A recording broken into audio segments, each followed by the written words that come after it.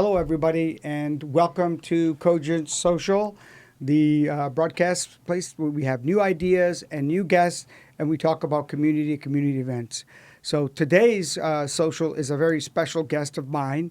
His name is Dr. Damodar Sahu, and he'll be talking about data privacy. So I'm going to go ahead and turn this over, and then let him sort of do his introduction, and then we'll go from there. Okay, thank you.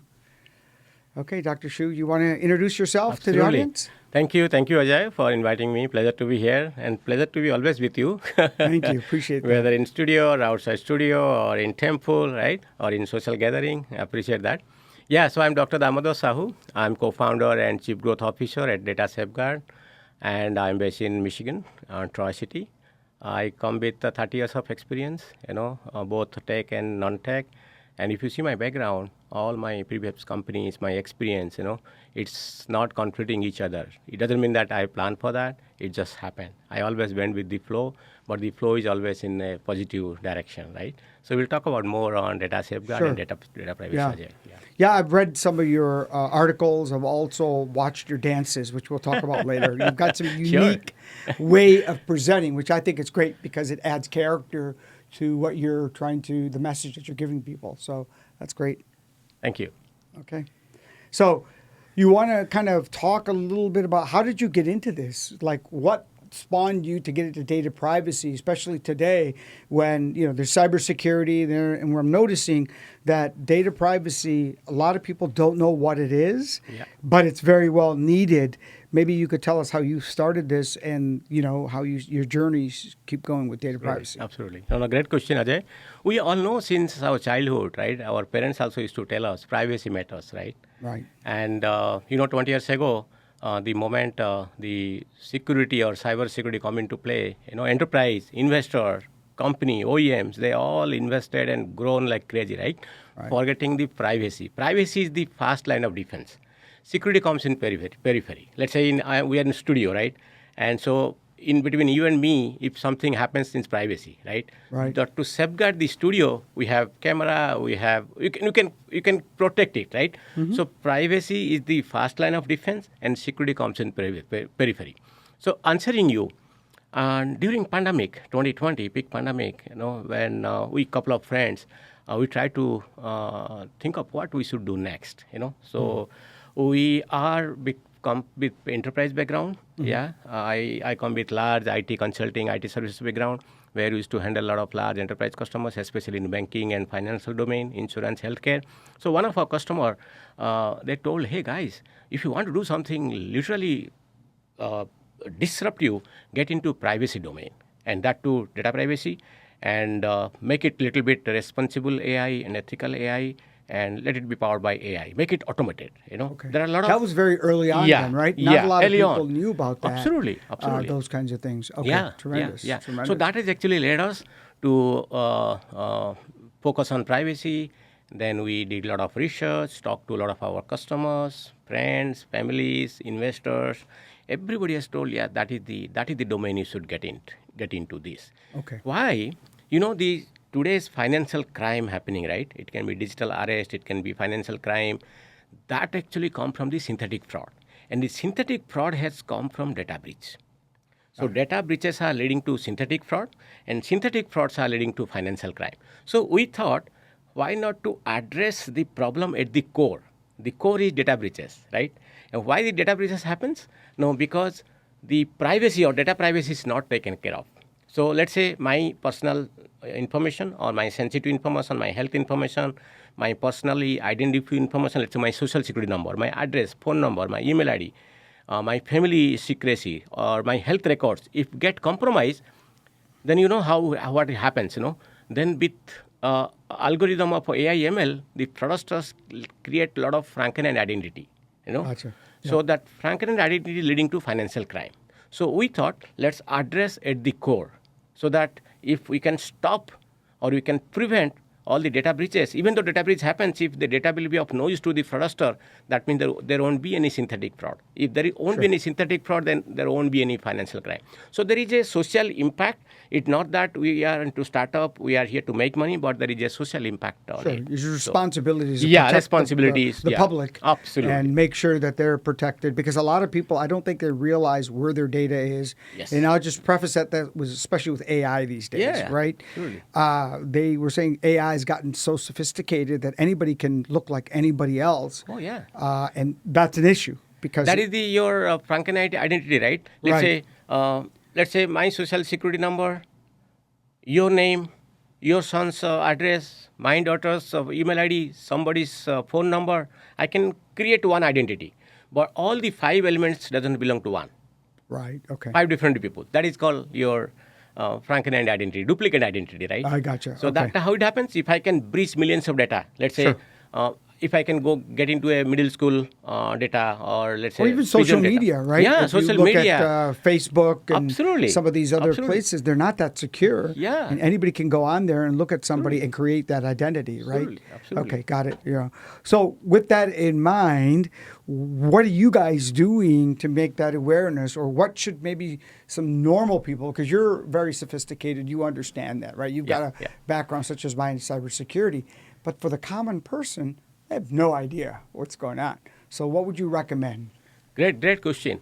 So I will start with consent. Whenever you go, if you write, or if you're app, or if you are giving your consent, please read it. Which data actually you are allowing somebody to use it, right? Okay. Let's say if I go and open a app, I just go and sign the consent without reading. It may be 45 pages, right? People don't read that. Maybe people read, this, but they don't know behind the intent of the consent, right?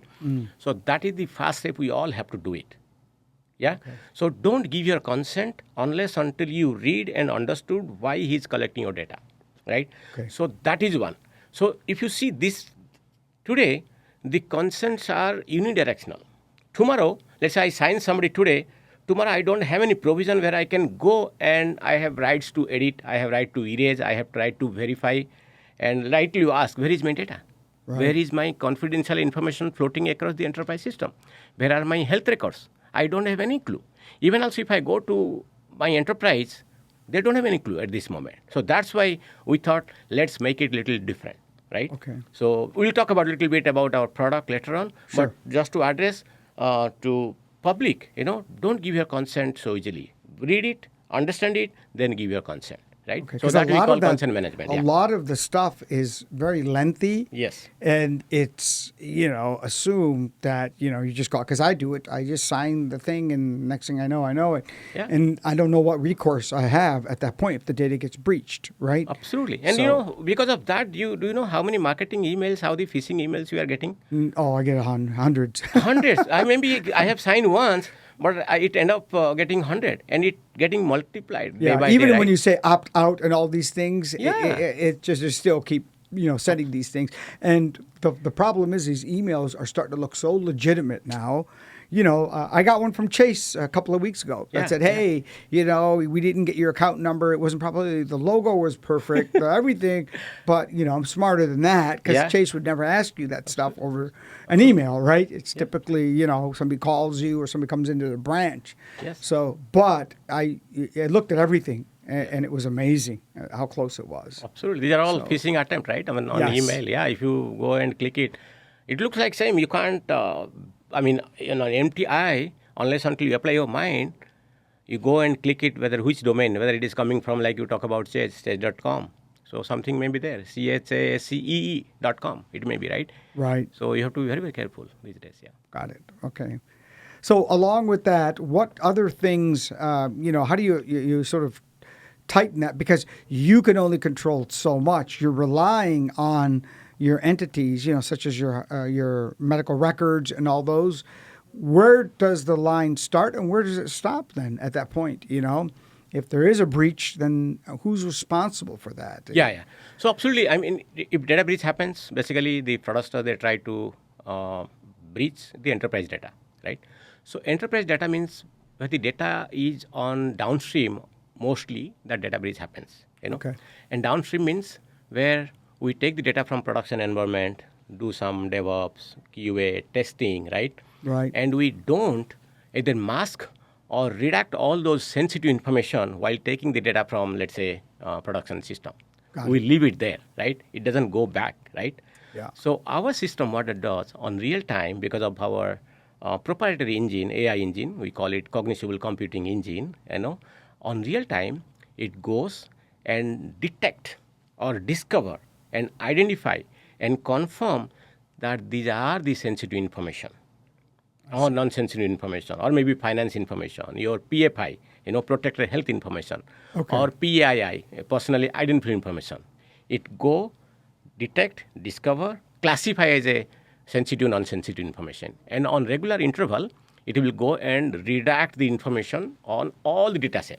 All data set. It can be structure, semi-structure, unstructured, your email, your So it doesn't matter where the data doesn't is? Matter. Doesn't matter. It can be in a cloud. It can be cloud. It can be somewhere. on-prem, your enterprise cloud, your simple email, your, let's say, drive, any sort of PDF, any Excel, PowerPoint, Word. It will go on real time. It will we call it DIC technology: detect, identify, confirm, and classify as a personal information or sensitive and non-sensitive information. And on a regular interval, it will go and redact all those information. So after that, if any data breach happens, those data will be of no use to the fraudster because all those sensitive informations are already redacted on Go. I got you. So the fraudster will get all junk data. That is of no use to anybody. Even though they put the data on dark web, nobody will buy it. I got you. So that is the USP we have, which none of our competitors has it, because our cognizable computing engine at this moment, it's a responsible and ethical AI. Mm-hmm. It's a supervised learning, right? And we are not using any open AI, chat GPT, like that. So it gives at this moment 99.54% accuracy. Okay, Yeah, got it. yeah. So explain this. The other thing is now we understand that the data can get compromised. Your product or solutions can help with that, obviously. What about synthetic fraud? Explain me what synthetic fraud is. What is that? So let's say once the data breach happens, let's say the data breach happens in millions, right? Yeah. Let's say if you see any telecom or banking, credit card, or let's say your health records, right? We are in Michigan, so recently happened, right, on healthcare, right? Sure. So what happens once the data goes to dark web? There are state sponsor and there are cyber criminals. They buy those data. Sure. And again, AI has a both side, right? And I advocate for responsible and ethical AI, but they don't, right?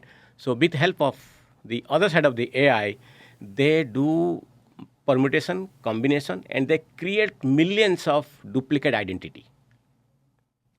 And that duplicate identity, let's say for an example, let's say if I give you an example, recently happened in California state. I mean, it's there in public domain. The fraudsters were able to breach the prisoners' data and middle school data. Wow. So middle school means teenagers mostly, and our SSN, their SSN are alertless. Wow. If I go and if I apply for a card or mortgage, Sure. I immediately get, right? But those are alertless.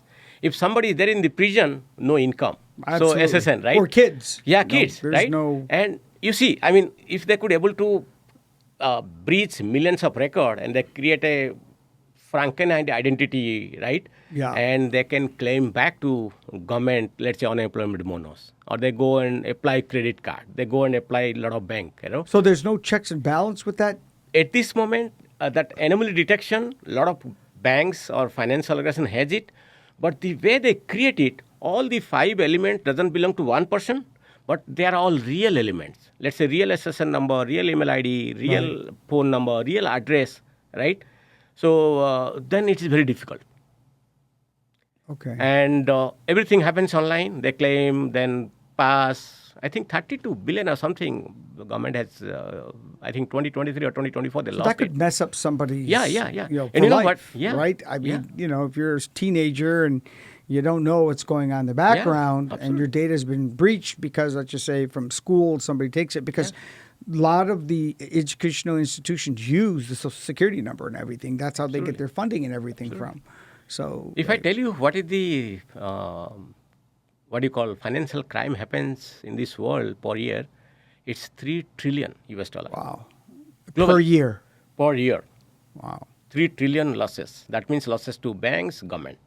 Mostly, I mean, financial crime is mostly Yeah. treasury and banking, right? Right. So it's a 3 trillion losses. Yeah. If you can address some of it, it's a huge boost to the economy, right? So is that part of what you guys try to do? Yes. Is try So at to this minimize moment, the At this impact? moment, we are only addressing the privacy part, because privacy Sure. at the core. If we can stop there, then it won't come here, I gotcha. right? So ultimately, this is addressed. But yes, we have also product coming up that is called synthetic fraud prevention, right? Okay, So you got can it. detect Okay. the anomaly, right? I mean, so that product is halfway through. It'll come up soon. Yeah. So let's talk about a couple other things because everybody's been talking more and more about AI.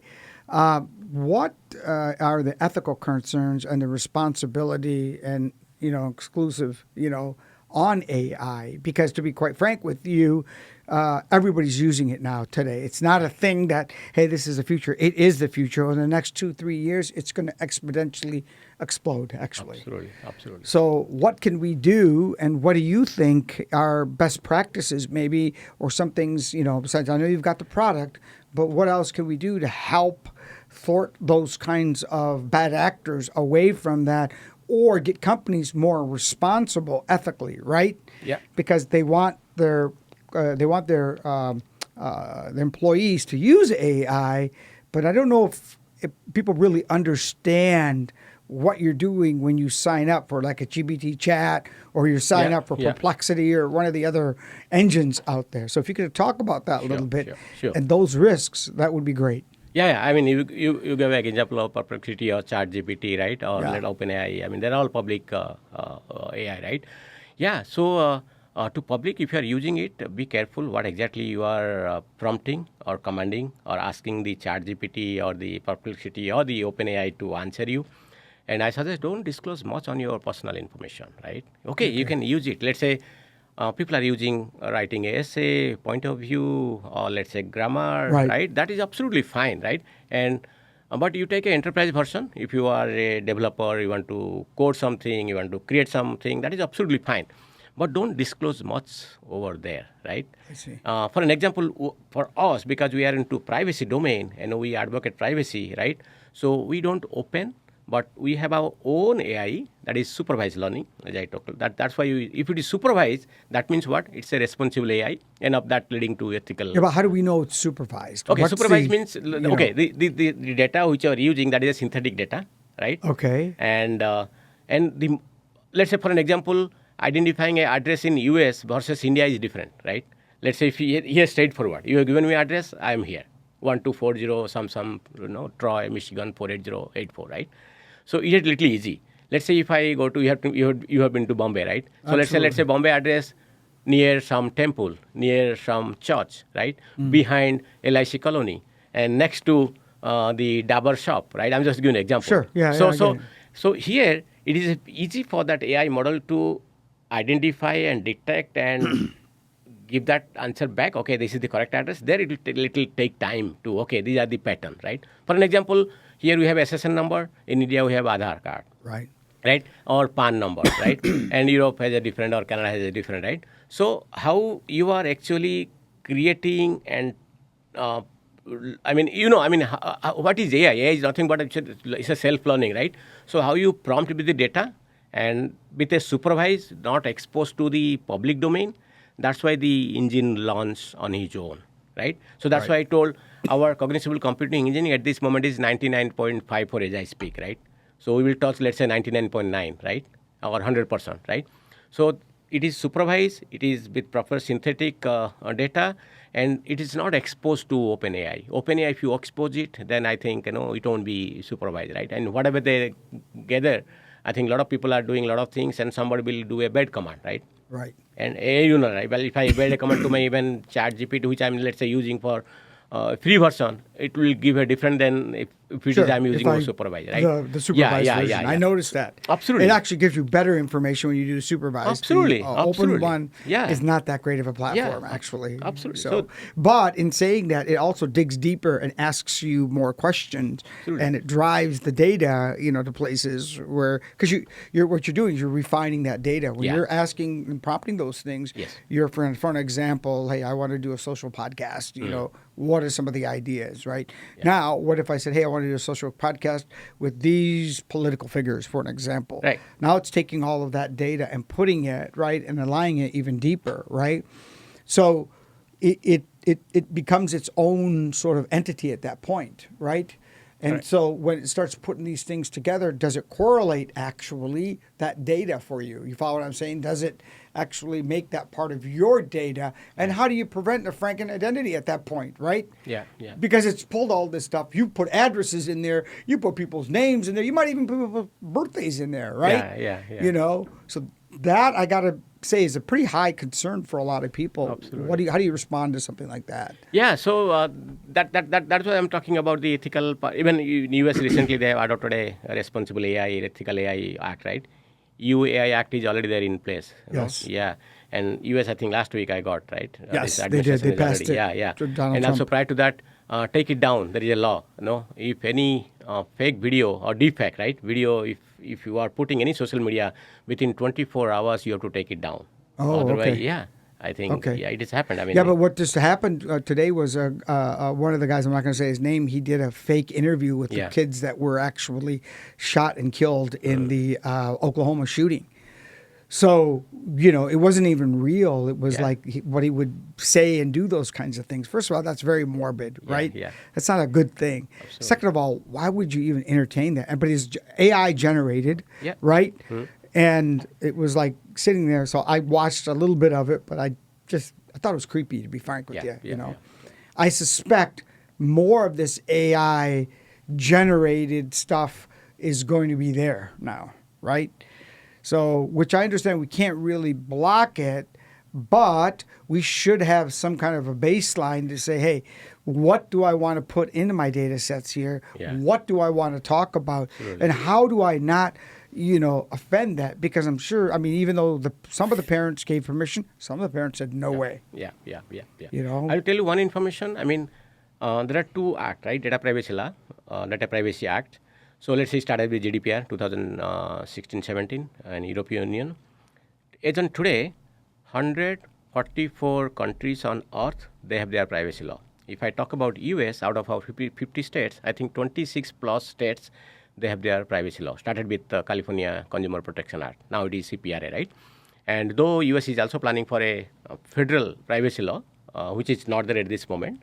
But yeah, more than 50% of US states have the privacy law. And other than the privacy law, we have an AI law, like take it down, right? European Union AI Act. US also has a responsible ethical AI, which this administration is strongly advocating, right?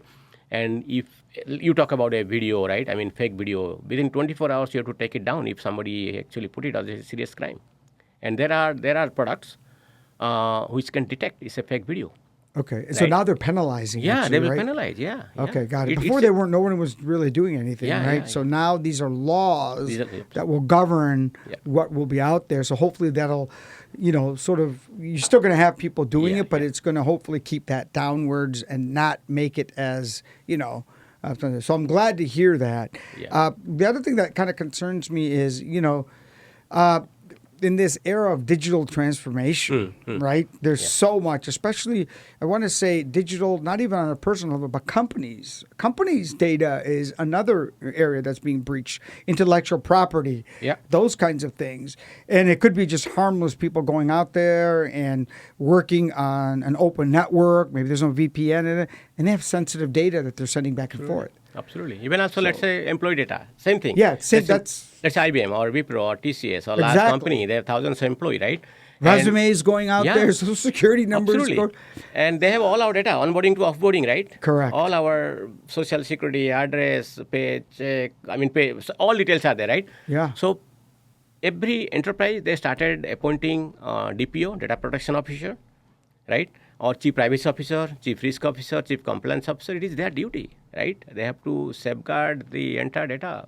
And not only, that's why we have a product called privacy impact assessment. It is even process PIA, privacy impact assessment. It will give you the gap analysis and risk score, right? It's all automated, right? Okay. So let's say for process PIA, privacy impact assessment, or data privacy impact assessment, even third-party vendor. It doesn't mean that the enterprise is not having any. They may be having hundreds of vendor, right? Yes. Let's say HR system, CRM system, right? Sure. They share data with others, right? Their vendor, tier 1, tier 2 supplier. For an example, we are in Detroit, right? So Sure. OEM, then we have a tier 1, tier 2 supplier. So you have to share the data, right? Absolutely. So, but how we can responsibly share and how we can do a privacy impact assessment on a regular basis. That is a regulatory compliance. And that is very much required. So and do the people companies go and they look at that then and they try Yeah. to adhere to those compliances then? Absolutely. Once At they- this moment, the PIA, the privacy impact assessment is more Yeah. or less manual, but we have automated it. It takes months. Now we can do it within a couple of days, maybe a day, 24 hours, right? Wow. It will give you gap analysis and your risk factor, risk scoring, right? So you get to know. But then it's up to the company to be Yeah, able to implement absolutely. at that point. Absolutely, absolutely. So how do you get, you know what I mean? Yeah. I've been doing cybersecurity and I can talk about vulnerability Yeah, scanning. yeah, breaches. yeah. So, how do I get them to see that, hey, look, this could be monumental if you don't put any control? What do you think needs to happen at that point? Great question. So we try to understand where exactly at this moment, but we always suggest that please run this product and you will get to know where are the gaps and where are your risks lying. And it's automated, right? And once you get to know, then you know where exactly your address. Let's say our ID privacy is our flagship product, powered by that cognizable computing I talk about. It has got 7 different products. One is universal consent management. It's all automated. Today I sign, tomorrow I have rights to erase my consent. Right? None of the system. Second, confidential data discovery I talk about, right? On real time, it can discover where are my sensitive and unsensitive information. Got it. Okay. Then your data subject access requests, that is also automated, right? And your confidential data redaction, that also I told, right? On go, I can redact all those sensitive information on real time. Even after the data breach happened, the data will be all noise to them. Then the privacy impact assessment, then compliance audit. As I told you, we have got 144 privacy law, and they are all silos, fragmented, right? Well, yeah, We the then don't talk compliance is a compliance. Yeah, I know the compliance is absolutely. all these different compliances, but compliance doesn't mean that it's actually being done. Yeah. Sometimes it's a checkbox, to be frank with you. Absolutely. I've been in those Yeah. places where I've done the recommendations. I've said, hey, you guys should look at this. And they're like, yeah, we did it. So, So it should not be a checkbox compliance. Right. It should be a real compliance, and that privacy should actually, we are telling this privacy should actually enable to a business enabler. What does it mean? The moment you say you are everything automated, you give access to your consumer. Hey, you have, let's say we are in automotive hub, right? Connected car is a connected data. Sure. And consumer data is vulnerable. I mean, Well, that's why the one of way the I reasons drive we don't allow ups- certain Yeah. automobiles in the United States here, Yeah. specifically from China and stuff, because of the data privacy. We have no idea where that data is going. Absolutely. Once it leaves U.S. borders, it's gone. Absolutely, It's done. absolutely. I'll give I you mean, an that was the whole thing with TikTok, right? Absolutely. TikTok they were concerned about where that data is going. And if that data gets breached, then what recourse do we have since it sits in another country? You know how much penalty US alone has paid 2024? 23 billion to regulatory. That should we not- know of. Yeah, and these are A lot of known, people right? don't report that either. And every 39 seconds there is a data breach happening in this world. Yeah, Majority are not reported, right. but every 39 seconds there is a data Yeah. breach. I'm And gonna- one data breach costing enterprise close to, I think, on an average, 9.5 million. Wow. Because you have to, aftermath of the data breach, right? Sure. You have to do remediation, correction, you have to send letter, right? I mean, you know that. It's a lot of and process. the trust factor of consumers to that company is going down. Wow. And I can give you an example. It's there in public domain in California-based DNA company. Right. During pandemic, they got data breach, I think 2021. There was a closing. I think they have already filed bankrupt. Wow. Because of one data breach, right? I'd like to invite you back because we're running out of Sure. time at this Yeah. point. Thank so you, Ajay. Yeah. I really appreciate all this. And again, I will share any kinds of links or those kinds Sure, of things with the public that they could go and look at these kinds of issues. Also, hopefully, we'll have you back. Maybe talk Yeah. a little bit more about those kinds of things. So I'm going to go ahead and just turn it down. Again, everybody, really appreciate everybody coming for this podcast. And I will get the details for Dr. Shu if you have any questions. And thank you again. Thank you, Ajay, having me Welcome. here. Yeah. Bye.